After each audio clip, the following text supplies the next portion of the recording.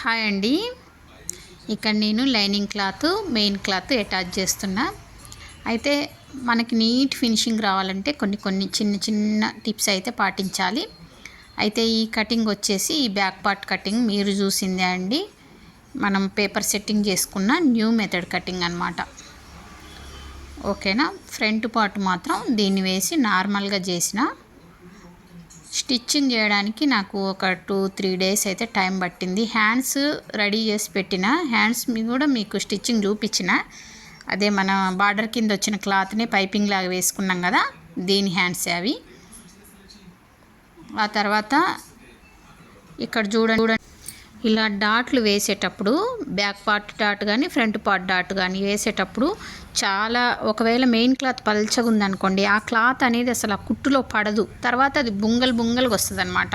అయితే ఫస్ట్ ఇలా కుట్టు వేసుకొని చూడండి, స్ట్రైట్గా మనం డాట్ వేసే దగ్గర సెంటర్లో స్ట్రైట్గా ఒక కుట్టు వేసుకున్న తర్వాత ఇప్పుడు మీరు చూడండి, ఇలా మనం మామూలుగా నార్మల్గా డాట్ ఎలా వేస్తామో అలా డాట్ వేస్తే మీకు ఆ మెయిన్ క్లాత్ అనేది అస్సలు తేడా రాకుండా కరెక్ట్గా వస్తుంది. అంటే ఆ కుట్టు లోపల ఆ క్లాత్ అనేది పడుతుంది. లేకుంటే ఒక్కోసారి మెయిన్ క్లాత్ పడక ఏమైందంటే తర్వాత ఒక టూ వాష్లు అయిన తర్వాత 2 సార్లు ఉతికిన తర్వాత ఆ క్లాత్ అనేది బయటకు వచ్చేసి బుగ్గలుగా ఉబ్బులుగా కనిపిస్తుంది అన్నమాట.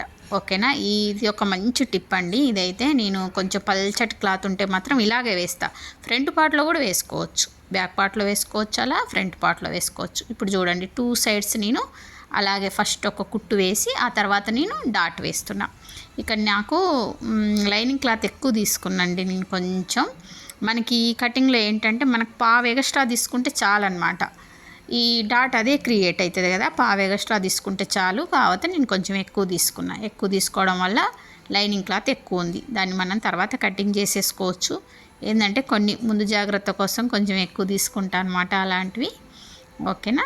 ఇప్పుడు చూడండి, ఇంకో రెండో వైపు కూడా నేను డాట్ వేస్తున్నా.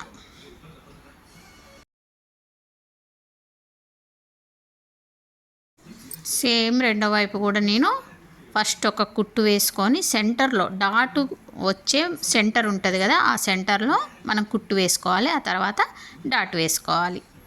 ఇది ఒక మంచి టిప్ అండి. ఇంకోటి, మరీ పల్చగా ఉందనుకోండి శారీ క్లాత్, ఎక్కడికక్కడ మనం మూలలు తిప్పొద్దనమాట, తీసివేయాలి. దారాన్ని తీసివేసి చాలా వీడియోలలో చెప్పిన, పాత వీడియోలలో దారాన్ని ఎక్కడికక్కడ తీసివేసి మళ్ళీ స్టార్ట్ చేసుకున్నాం అనుకోండి, మనకు ఆ బుగ్గలు రాదు, ఇలా సాఫ్గా వస్తుంది ఐరన్ చేసినట్టు. ఓకేనా. ఇక్కడ క్లాతే కొంచెం ముడతలుగా ఉంది, ఎందుకంటే 2-3 డేస్ అయింది కదా. కటింగ్ చేయంగానే స్టిచ్చింగ్ చేస్తే బాగుంటుందండి. క్లాత్ ఎప్పుడు ముడతలు పడకుండా ఉంటుంది. ఇంకోటి, మనము కుట్టేటప్పుడు కూడా క్లాత్ అనేది ఎక్కడ నలగొద్దు, నీట్గా ఉండాలన్నమాట. దానివల్ల కూడా నీట్గా కనిపిస్తుంది కుట్టిన తర్వాత.